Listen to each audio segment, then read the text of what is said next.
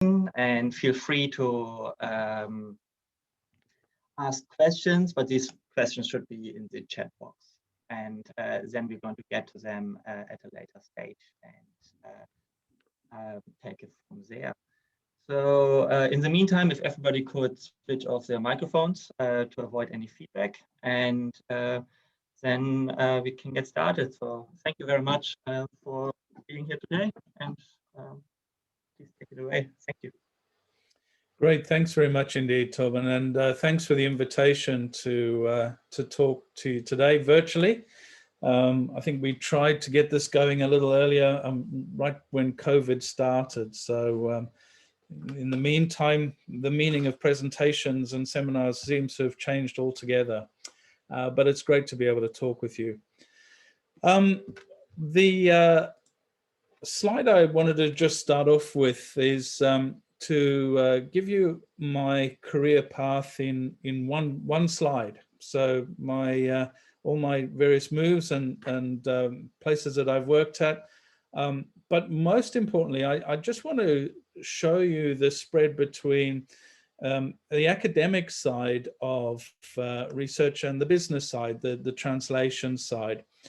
Early on in my career, I remember somebody saying to me, you're working in the black hole between academia and business. And I think what they meant by that was that you got sucked into this black hole and could never get out. And it was a dark place where it was hard to know exactly what was happening. But I've not found that. I've had a tremendous amount of fun bouncing between the two. So as was explained, I did my PhD in laser and plasma physics, and then I went to postdoc at the central laboratories of the research councils in the UK, which is just outside Oxford, working on high-powered lasers. And I joined a spin-out company called Exitech, which we developed laser micromachining systems, so very much at the business side, and that was with a couple of the scientists from the lab. Had a tremendous amount of fun there for about a decade or so, and then returned to Australia and back to the academic fold as a professor at Swinburne, working in microtechnology. And I know some of the people in Fleet through the work we did at the CRC for microtechnology. So I'll put that in the translational zone.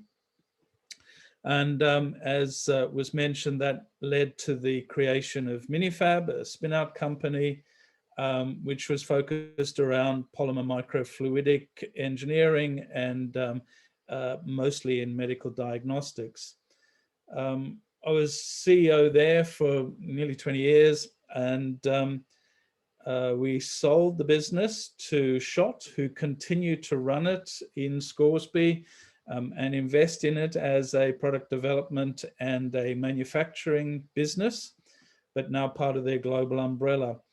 And through MiniFAB also started a couple of incubators. The MedTech Actuator is really the successor to the STC incubator, which we had there. And then more recently, I've got a couple of roles, which I'm in, the head of translation at the Bionics Institute, and very recently just taken over the role as CEO of the Aikenhead Centre for Medical Discovery, the ACMD. And the ACMD is going to be a new centre, new medical research institute on the St Vincent's Hospital campus in Melbourne. And this is a virtual picture of the inside of the building. We are hoping for the building to be finished by mid-24. And the whole thrust of ACMD is about research translation of engineering for medical applications. So really exciting center. We've got 9 partners that are participating in that. And you can have a look at what that's all about on the website at ACMD. So there is life in that space between academia and industry, and you can bounce backwards and forwards in it. And you don't get stuck necessarily on one side of the fence, is I guess the message there. This is just one slide on some of the growth at MiniFAB. So the first image at the top left is my Swinburne research group when we first moved into the building in Scoresby, and a little later we had a few employees at MiniFAB, so many of them had come from the research group. But in the bottom left is a real milestone for us. That's Dr. Carl Chen, who is a project leader at MiniFAB, and that's our very first shipment of product. So we'd been working with a client in the US to develop their diagnostic, and I think in that box we had, I don't know, 100 parts. And you can see in just-in-time shipment, that's the UPS lady arrived, and Carl has barely finished packing it, and sticky tape goes on and out the door. So that, that was a great sense of achievement for all of us, but it was only 100 bits. And then a few years later, you can see the stack where every week we were shipping tens of thousands of these diagnostic devices to our customer in the US. So, the journey of how to go from research through to full volume manufacture is sort of what I want to reflect on through the talk today. So here's the summary of the talk. There are some essential elements, I think, for research commercialization, and 5 that I want to touch on here is you need a top performing team, you need to address a clear need, you need a clear picture of what success looks like. In other words, you need a goal, you need the right solution, and you need realistic funding and time. So they're the most important take-home messages from this talk, and I'll spend most of this talk teasing that apart, and then at the end I'll come back and pull this all back together again and highlight what I mean by each of those things. So research. The first thing to understand is that the way that we set up a typical research program is quite different than the way we typically set up a development pathway for product development. And this is my very simple model to try to explain the difference between the 2 approaches. So in a classic research environment, you'll write your grant application, and if you're successful, you'll have created a huge center of excellence and have lots of money, and now you have to deliver. So you recruit some postgraduates, and then you get started with the research, which is all about having a hypothesis, going through some experimental investigation that refines the hypothesis, and you go through this cycle.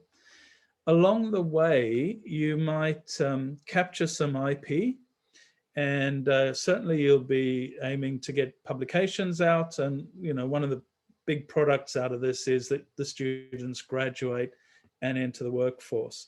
So that's a simplified model, but a very typical research pathway. If I look at a typical development pathway, it's different. So you start in development with a clear understanding of what the market opportunity is. And the red text in this is text that I've drawn out of the regulatory standards, particularly related to health and medical devices, because that's the background that I've come from.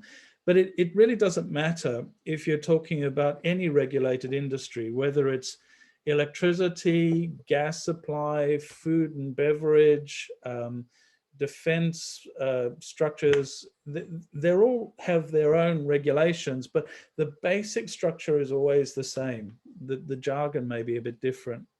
So the starting point is always this product requirements. What is my thing? What does it have to do? What is its requirement? Then you'd go through a phase of generating concepts, and often you may come up with some invention at this point where you're solving the requirement with some new invention. Then you go to a proof of principle stage where you show that your components in principle is working. If all of the components pass a proof of principle stage, you might put it all together into an early product verification stage. If not, you may have to go back and redesign it and go back to your proof of principle. But once you've gone through this enough and you've passed your checkpoints, you'd go into a product or a market validation, which in the medical area is a clinical trial. If that works, you can get your regulatory approval, launch a product, and out you go. So you can see, for example, in vaccine development for COVID, how this is followed and how suddenly we all understand what we mean by clinical trial, regulatory approval, marketing, distribution, and support. Very important parts of that. But the essential element of all of this is that product development is about reducing the risk that your product will not meet its requirements. So I don't mean occupational health and safety risk, that may be part of it, but you set up a requirement. How do I reduce the risk that the thing I'm developing won't do what it's supposed to do? And that's the whole point of the development pathway. Now, if you ask the question, how does development interface with research? There's only one point where those two intersect, and that's to do with the IP that was captured out of the research program. And they only will intersect if the solution which the research program developed happens to arrive at exactly the same time that an industrial partner is looking for a concept that will help them address the requirement that they're looking for, the market opportunity. So if serendipitously those two things coincide and the people meet, then here is the standard university commercialization model. Capture that IP, license it out, wait till the industry sector spends squillions of dollars turning it into a product, and then grab a small percentage of the profits from that and call that royalties back to feed your research process. Now, I hope you can see from this simple model that the chances of this working are so infinitesimally small. I think it's miraculous that it does work. There are good examples where this has worked, but the fact that this is our standard model is crazy. And I think one of the things that we need to look at is how do we look at different models where we can align research processes with the development process, if that's what you want to do, if you want to do research translation. So here's another way of looking at the development pathway. And what I want to show here is that it is a series of steps, and the steps are not difficult to understand, and you can learn them. And certainly you can practice them.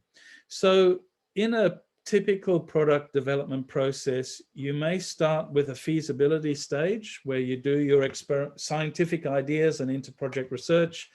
And then you enter into a clearly staged product development process.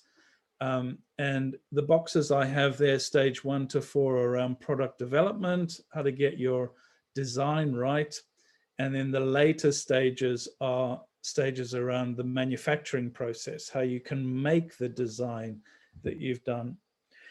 So that's one way of showing the pathway. You may have heard of the TRL level, the technology readiness level. We're starting to see this more and more in grant bodies wanting to know, where you sit on the TRL pathway. You can look it up if you haven't seen it before. You may already be familiar with bits of it, but there's a rough overlay of the TRLs over the typical development pathway. And importantly, each of those stages in the product development pathway have specific functions. And you can see, for example, stage 2 is this important proof of principle function here. And then an integrated demonstrator in stage 3, leading to a second generation prototype in stage 4. So each of the functions have very specific roles.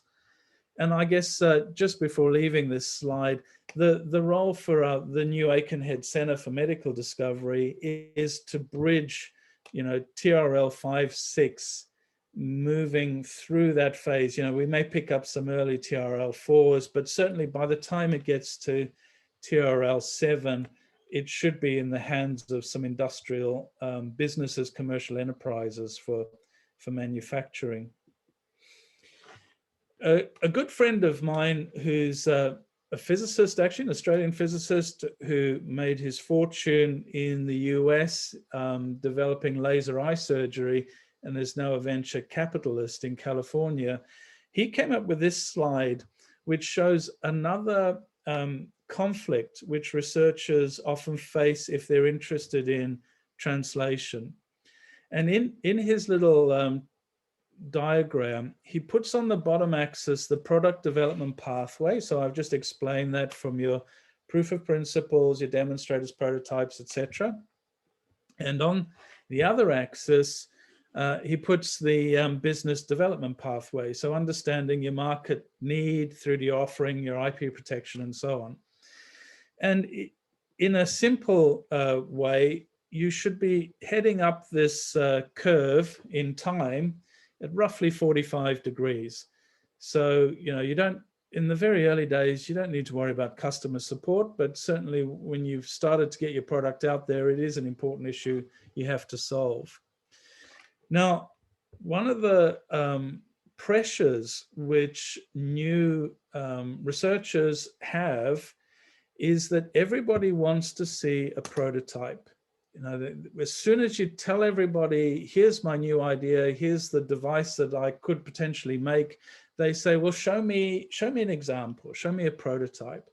So, in talking to the outside world, you've got this constant pressure to develop a working unit.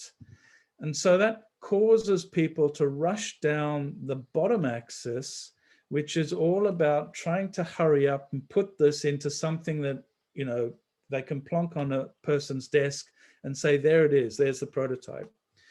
Now, the danger of doing this is that if you haven't figured out what the market actually requires, you've got a very good chance of ending up with a prototype which doesn't meet any requirements, which is a fancy way of saying you've got something nobody wants. And so you now start, going round and round the circles, trying to get funding for things that nobody needs. And the way to fix this problem is very expensive, and you can't normally raise enough money to backtrack and go back up the right slope. So, trap here is to be very careful about how you rush down the development axis, particularly using your valuable resources to get prototypes. This diagram is a very important one, and it comes out of the FDA guidance document for medical devices, but as I say, it applies to many other things too. And if you understand this diagram and all its nuances, you're well and truly on your way to understanding about product development, research, commercialization, because there's a lot of very fundamental ideas in this. But in essence, what they say is start with a clear understanding of your user needs. In our jargon, we call those requirements. The next stage of detail is your design inputs or specifications. Now, user needs are what it is that your device is required to do. What does a user need this thing to do? Design specifications are how you meet that need. So, for example, having a transistor with very fast switching speeds or low power consumption or whatever, those are design specifications. But they have to meet a particular need. There may be a higher level thing that, certain systems need to work for 12 months on almost no power or with battery power or something. So that becomes a need. And the specification, how you meet that need, is only one way to meet the requirement. Once you've worked out your specs, you go through a design process that turns out with your proofs of principle. You go through a verification to test that your design is meeting the specs. And when you put all of these things together, you end up with a device or a system, and then you validate whether your system meets the requirements. So this is often called the verification and validation model. People often use validation incorrectly. So if I'm very pedantic about this, you can only validate that your system meets requirements. Whereas a lot of researchers I talk to say, I've built this next generation of my widget, and I'm going to validate through experiment that it works.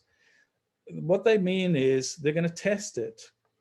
And if they're not testing it against a specification, they're not even doing a verification. They're just doing a test, a bench test. So if you've predetermined a spec and you're testing whether your device meets that spec, that's called a verification. And it's a very important step. It de-risks the problem, and you can get investors to pay for that because you've demonstrably proven that your design meets some well understood specifications. So this waterfall model is quite fundamental to the whole product development process. The other thing that I just want to look at is R&D. People, and particularly in government circles, refer to R&D as if it's one thing. You know, companies do R&D. Australia is not doing enough R&D. We need more spend on R&D, as if it's one thing, but it's not. It's a spectrum. And in particular, research is very, very different from development. So in research, a typical question which a researcher is trained to ask is, what happens if I change this? Will it make it better? Whereas in the development area, development engineers typically ask, will this work, and how do I make it work well enough? Now, you can't answer the question, how do I make it good enough, if you haven't defined what good enough is. Whereas in research, you can always say, you know, is this made it, the particular parameter I'm looking at, for better or worse? And that's a perfectly valid research question, but it's not a helpful development question. So let's have a look at this R&D system here. And one of the other points about R&D spectrum is that the funding which is available is different, whether you're at the research end or the development end. So public sector or Commonwealth government funding is more accentuated towards the research end. And this is Commonwealth dollar funding figures from a couple of years ago. 6 billion is what the Commonwealth puts in. And we all know that as you get further and further away from research, your typical ARC programs and NH and MRC programs start to get more difficult, because there's a perception that this should now be funded by industry. And you can see that the industrial spend on R&D in Australia is quite high, 18 billion. So it's more than, industry spends more on R&D than the government does. But when you add these two things together, you end up with a dip in the middle. There's this hard zone where you're too far advanced for research programs, but you're too early for industrial investment. And so this is often called the valley of death. How do you find funding to get your idea through the valley of death? Well, I just want to look at this difference between how research is conducted and how development is conducted, and try to build a bridge by having a look at how you actually do this work, or how you think about the problems which you're solving. And in essence, a lot of research follows an agile development process. And as I said, in the product development area, it's all about reducing risk, how you reduce the risk that your device is not going to meet its requirements. The method that we use in research programs, this agile method, is very, very good for discovery. So let's assume you were to sit down in your research project and you said, here's my target, here's my goal for the thing I'm working on. This is what I want to work towards. So you hope that you make progress over time to reach this target. Along the way, things don't work very well. And for some reason or other, your research stalls for a bit. And then maybe at some point you make a new discovery and you head off in another direction entirely. And that leads to yet another discovery and so on. So with this model, you can see that it's possible to achieve multiple targets through the discovery process, but none of them are the original target. And they're all valid outcomes of a research program. They're all publications, they're all maybe even IP, but they're not necessarily what you started out to do. Whereas this risk-based approach is much more targeted. It is a way of reaching that development target. But again, you make some progress and then things start to go wrong for a while. And at some point, you may realize that this approach that you're using isn't going to work. It's not going to do what I need to do. You have to make a very difficult decision at this point, and you have to stop that line of work and try something else. Now, this is actually very difficult for a researcher to do because you have so much investment in the lab equipment, the skills, and everything else for this approach. To say, I'm going to stop this approach and do something completely different is often unrealistic. In a big center like this one, maybe you can switch and you've got a range of different approaches that you could call up to go to another one. But if you're a small research group, this may actually kill the project. So the point about the agile process is that it can also be used for product development. You most often see this in software, which is nearly always developed in an agile way. And so this is a simple diagram for agile, where you develop the first bit of what you're trying to do, you integrate and test it, develop the next bit, test it, and so on. You have a demonstration release. If you get some client feedback that says you need to make some changes, well, you go through the next iteration. So you go round and round this loop enough times until things are complete and you can do a product launch. So Agile has this ability to loop backwards and forwards, constantly testing, am I getting better and better and better? And then out comes a product. So it is good for discovery. It has advantages if you're working in established areas with known products. It's very good for incremental development, and that's why software works well in this. It's faster and potentially cheaper to get to a product, and it is able to cope with specifications that change during the development cycle. But its disadvantage is that it's poor at handling new areas and new technologies, that big disruption.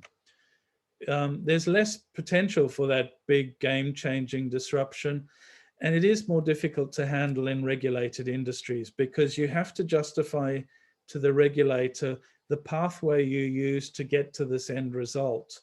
And Agile tends to have a very confusing pathway for the regulator. Whereas this stage-gated approach, which aims at reducing risk, this is really good for investors. They love this one because it's good for new technologies with a high degree of technical uncertainty. It's easy to monitor development progress against your predefined requirements. And there is this opportunity for game-changing innovations as you solve problems. But it also has some disadvantages. It's poor at handling dynamic changes in the requirements or specifications where, the learnings of what the market needs is influencing what our target is. These tend to be harder to control in this sort of stage-gated approach. And it's potentially slower as well, which means more costly. But there is a way to combine those two. So this is a Gantt chart. And what I've shown here is the stages. You remember way at the beginning with that TRL diagram, I showed you the various stages of product development. Here's the names against those stages. And each of the ends of those stages is a specific milestone or a toll gate. So you get your investor to commit to a particular stage, and you commit to delivering a particular milestone at the end of that stage. But as you go through this stage, you might use an agile process to get all your proofs of principle working, then enter your next stage with your concept demonstrators before you start to get your alpha units and so on. The reason why it's important to stage this is because each of these steps is more and more expensive than the previous one. So you want to be more and more sure that you're going to get the results. And just as a rough rule of thumb, for every dollar you spend in research, you're going to spend $10 in development and $100 to get it to the market. So, if you think about how many millions can go into a research project, that turns into hundreds of millions of dollars before you get it into huge market. So you want to show to your investors that you can go in manageable chunks and you're delivering value, reducing the risk through each of those stages. So going back to this funding one, here's an overlay of how those stages show that you're progressing from the research to the development framework, and you're very specific about what the outcomes are. So at every one of these stages, the value of the product goes up and the risk of the product failure goes down.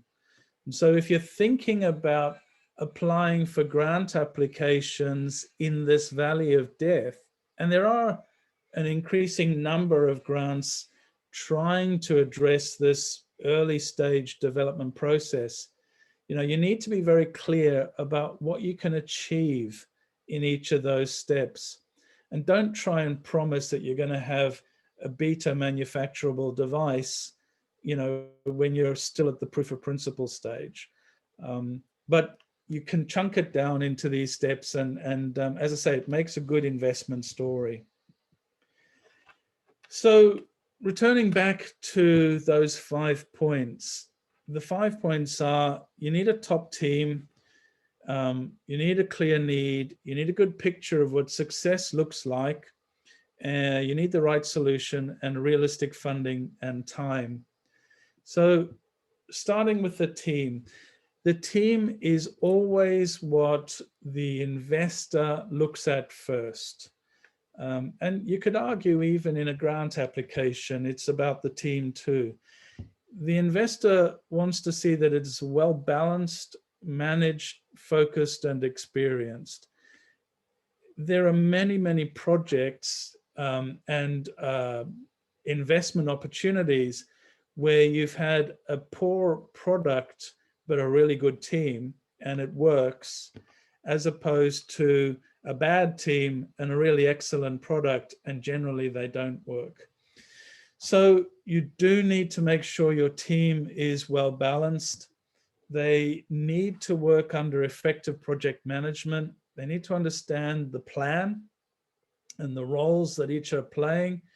There needs to be mutual respect because there's always compromises that happen along the journey. There may be gaps in the skills of the team, but you can do this by collaborating. Effective use of external resources is a very good way of filling out your team. And the team should understand each other. There should be a common language. And so that's what investors look at first. even before they look at the, the beauty of your wonderful idea and the unmet need that it's looking at. Then speaking of need, you have to have a clear idea of what the customer wants or needs. I should say it should be what the customer needs as opposed to what the customer thinks they want. Now, there's a couple of issues in there. The first one is, what's the difference between a need and a want?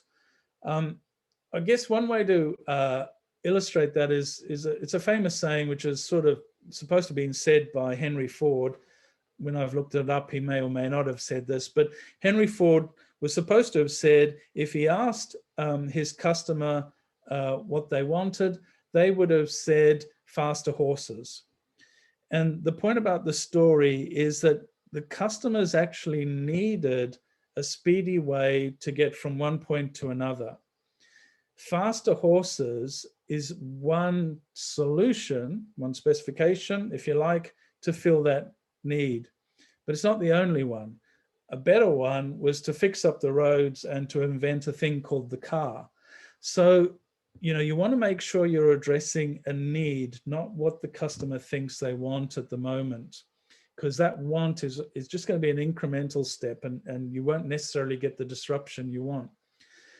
The other thing that's really, really important here is you need somebody who will pay for what the thing is that you're trying to do.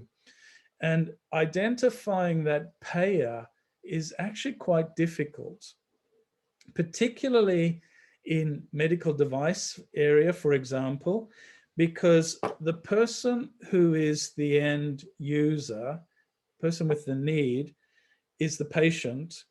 The person who specifies and uses the thing is the clinician or the doctor, and the person who pays for it is usually medical insurance or the public paying process. So you have a fractured process where the payer, the user, and the person with the need are three completely different people, and they all have different requirements. So in looking for your customer for your device, it may be quite complicated to work out who is the person that's actually using this as opposed to the person that's actually paying for it. I've talked a lot about this product requirements. The goal is the first thing that the regulator looks at. And if you haven't even got a starting point of this, you haven't got a target, how will you ever know whether you're heading in the right direction? So, getting a skill at being able to look at what are the requirements that could drive this development is super, super important. So you've done that, you've come up with a design. The solution needs to be something that is manufacturable. Does it meet the requirements? Is it manufacturable? Is it cost effective? Is it reproducible? So this is what the manufacturer will look at. And then you need to know that your finance and your time is realistic, that you're not trying to leap to the end on a tiny budget, but that you've chunked it down into steps which are realistic. So that's something that the developer will look at. Is your budget realistic? Is the time frame realistic? And is there a clear understanding of how far this will get us and how it will de-risk the next stage of investment? So, there's your top 5 points, and there's the people that care most about this. Your investors, your customers, your regulators, your manufacturers, and your developers. So that's probably an awful lot of detail to look at. And maybe you're sitting back thinking, well, why bother? I understand research. What's the point in doing all that hard stuff, which may look a little bit complicated? But going back to my experience of working between research and industry in that translation stage, there's something really marvelous about having somebody put their hand in their pocket and pay for something that you developed. Having somebody that actually wants to buy your stuff it's a magic moment, even if you're only shipping out the first little box of it at once, it sort of validates all that reason why you did the hard research, because somebody else has put value to it. And I'd really, really encourage you to think about translation, not be scared off by it. Break it up into steps and learn. You can easily learn by going through this. So I'm going to stop there, and I'm very happy to take any questions if there are any. Right. Thank you very much for this presentation. Very interesting. I had a lot of ideas that came to my mind and sort of consider things about how you're doing. Maybe I just open it up generally here for people to put up their hand to ask questions, and either put it into the chat box or raise your hand.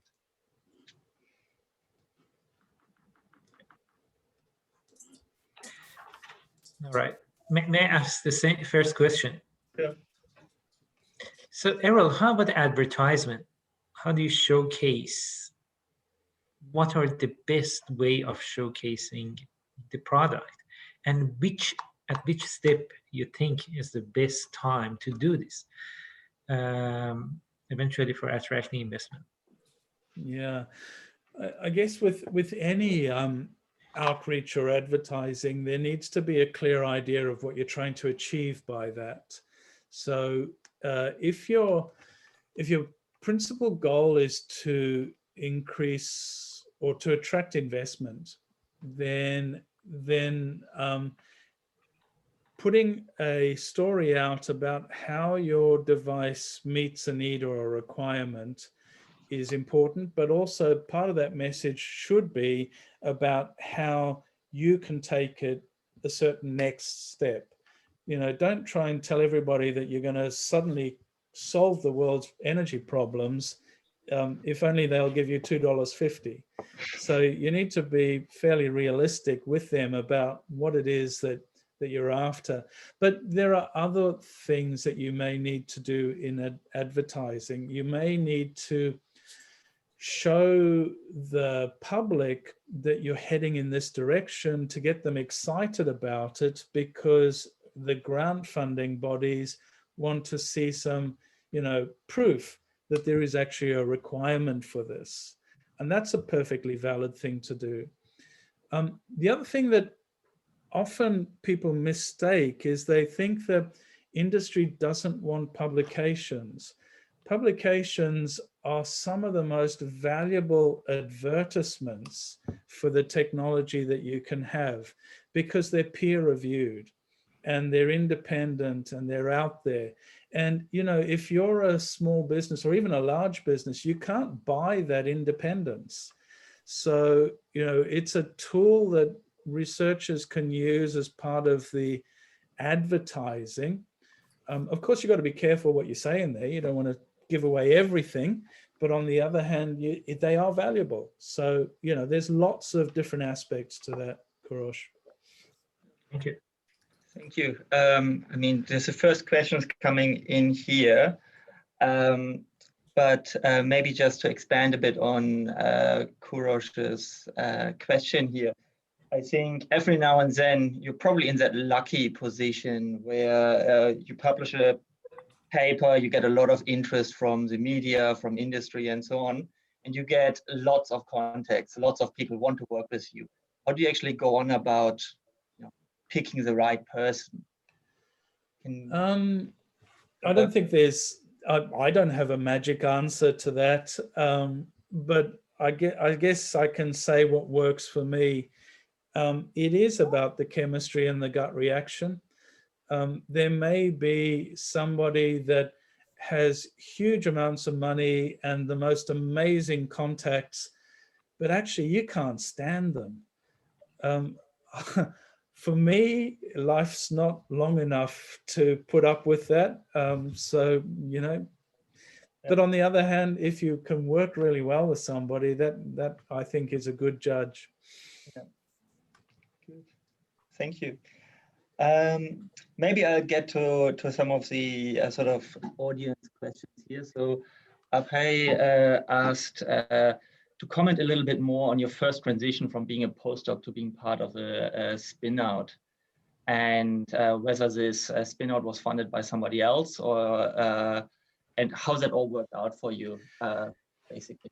Yeah, it's a good question, that. So the first spin-out that I joined was when I was at the large Rutherford Appleton laboratory, and I joined two other scientists, and we formed a small business out in the countryside of Oxfordshire. The thing that we sold was our knowledge of excimer laser interactions with materials. We'd done a lot of fundamental work on ablation and machining techniques. So when we set up the business, we did something which was very, very untrendy. We sold our knowledge. We didn't sell a product. So, there's so much focus on IP. Have you got a patent? Does this device or this invention relate to a need? What's the value of it? And then that's what you create your spin out around. That is certainly a valid model, but it's not the only one. That's very much around a product focused one. So in both the businesses, this Exitech and also MiniFAB, what we did was we sold a service. We said, in the MiniFAB case, if you want to develop a plastic microfluidic device as a diagnostic, we're the experts at that. So come to us, and you can own the design and all the patents and so on, but pay for us to develop it for you, and we'll sell you our skills. So this is called a service model. And it's not something which you hear about much in commercialization talks, because it doesn't have a patent, and it isn't the sort of thing that appeals to a venture capitalist. But if you are interested in starting up your own business, it is a terrific way to probe the market, because you learn from what your customers will actually pay for as to what's important. And every job that you do, you learn more and more. And at the end of 20 years, you suddenly become the world experts at your stuff because you've just done it so many times. So yeah, it's fun, but it's a different way of doing it than that old IP type venture capital model that you hear about all the time. So maybe just to expand on that a bit, how did you end up attracting the funding for it in the end? Was it? The point is, it's not expensive. So we needed some infrastructure, right, to do the things we were doing. And in both instances, our very first, that was the major cost. And our very first efforts were an agreement with the research labs on how we could access the instrumentation there. And that meant a return back to them because it's their instrumentation, but it also meant, we could get access to it. After that, the first time I did this, all you needed was a fax machine. You didn't even have to be in the office, and people would send you stuff. These days, it's even easier because, you can tackle the whole world market through an email or a website. And that's it. So that you don't need much money. And at MiniFAB, I think our first job was a $6,000 contract for a customer in Australia. We said we could deliver it in a couple of months or weeks, I think, maybe 4 weeks. They said, okay, and woohoo, we got $6,000 for it. 20 years later, the turnover of the business was many tens of millions of dollars. So it's all about how you can step by step test your way. It's very exciting. Maybe just ask for a few more questions out here. Anybody? Okay, Matt, feel free to unmute if you want.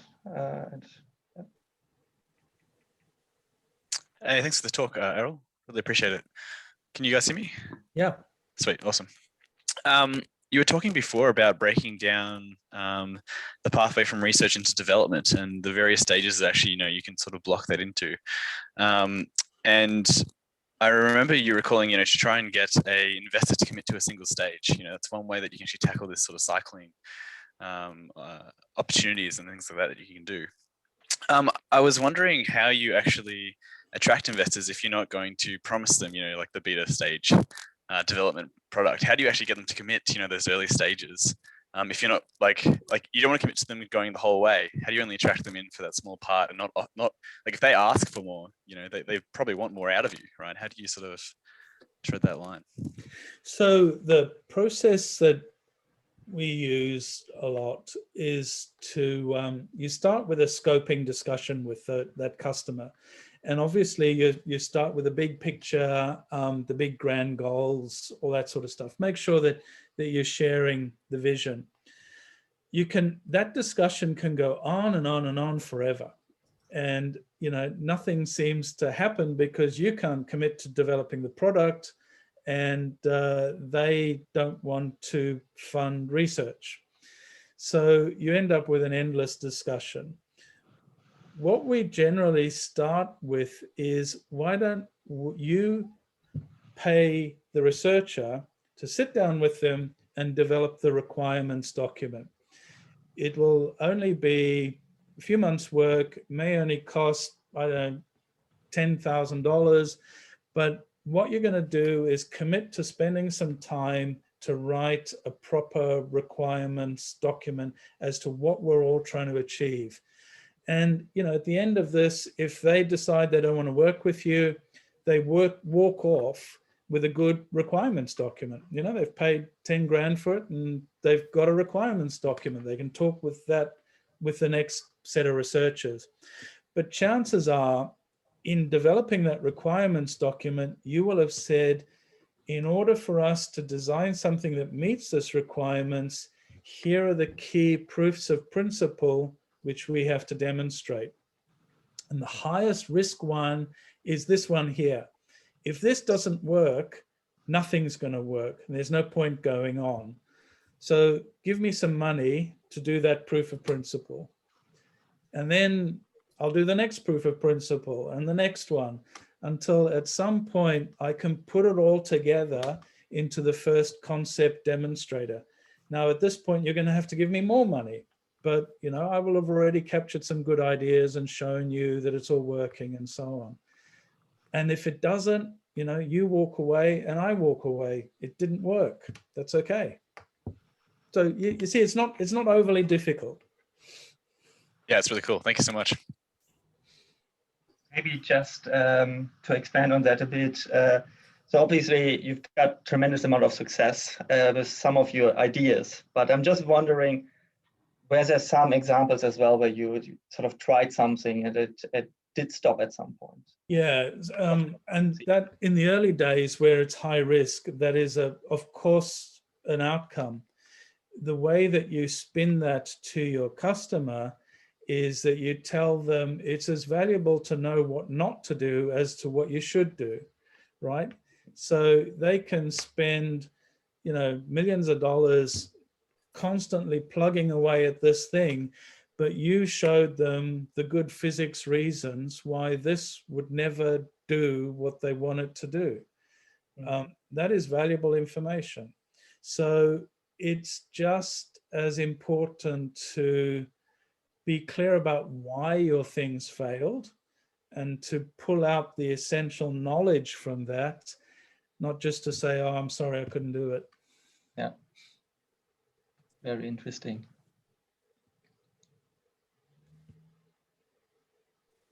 Errol, I've got a question regarding your during your training stage as a PhD and a postdoc before. What sort of career path did you have in mind at the time? Did you want to follow academia route, or were you quite focused on entrepreneurship? And the second part of that question as well is, was there any influence from the environment that you were in that sort of helped shape that mindset for you? Yeah, I don't ever recall making a binary decision like that. It was always, what's the next most interesting thing? And I would look at whatever opportunities were in front and choose whatever it is that looked the most exciting. And I guess that naturally led to an application focus. Who else wants to use this knowledge, and how would we work together on that? So no, I think it was much more agile, if you like, working out what's the next cool thing to do.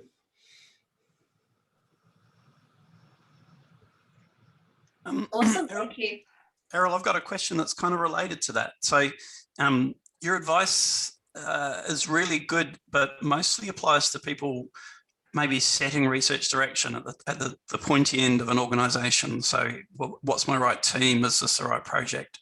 How does that translate to advice for early career researchers? So if somebody's looking at finishing their PhD soon, and I'm thinking a bit about recent directions from the education minister towards more market-driven research, what should someone finishing a PhD, if they're going into an interview, how should they be bearing this in mind to make themselves sound like they're on board?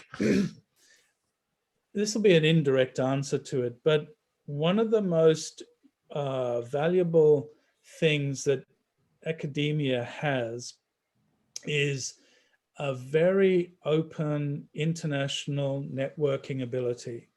When you go to conferences, in the old days when we used to travel overseas to conferences in the old days, you used to meet a whole bunch of other people who thought vaguely like you do, but who came at it with a bunch of other experiences.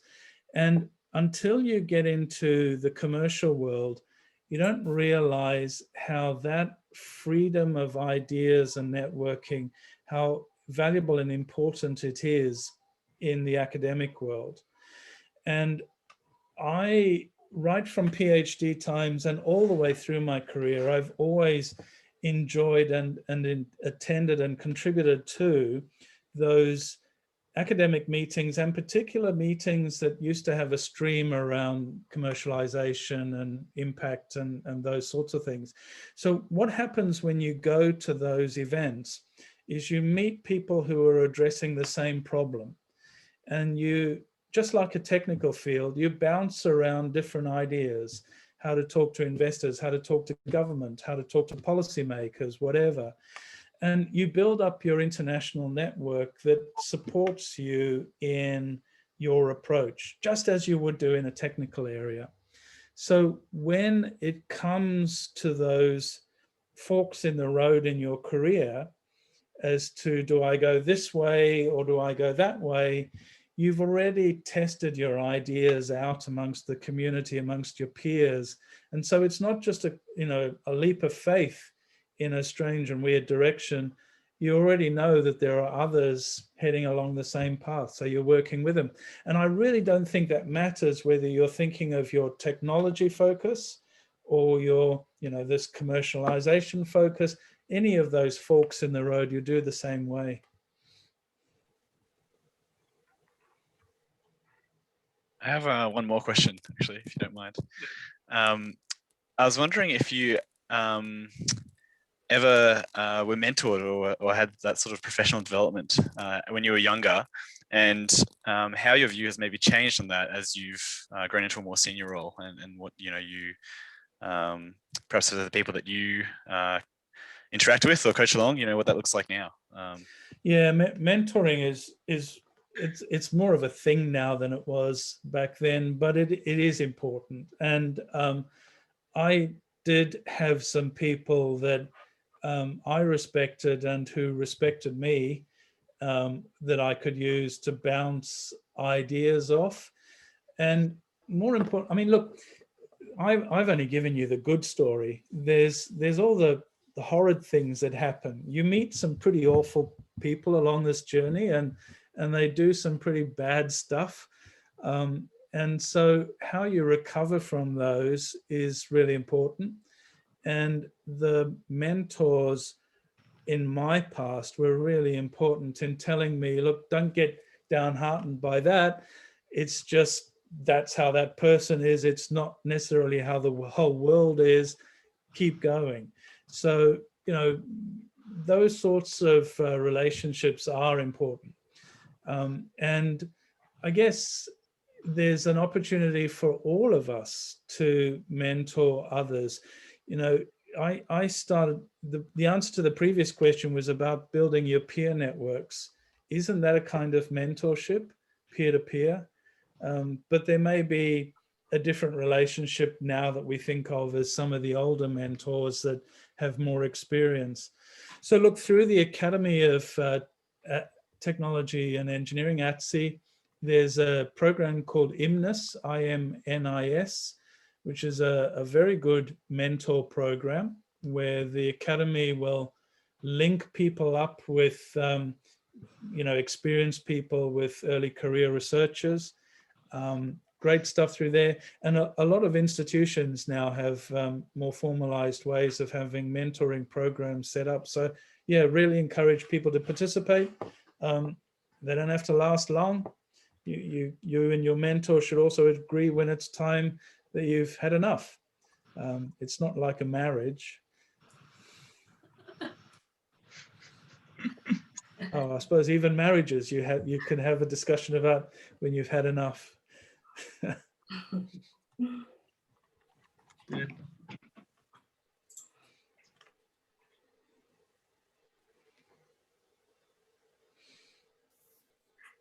Erol, I've got a question about MiniFAB. Was there an industry collaborator that was on the project already, who was, you know, ready to commercialize the IP that was being produced, or did you have to look for investors after the IP was produced?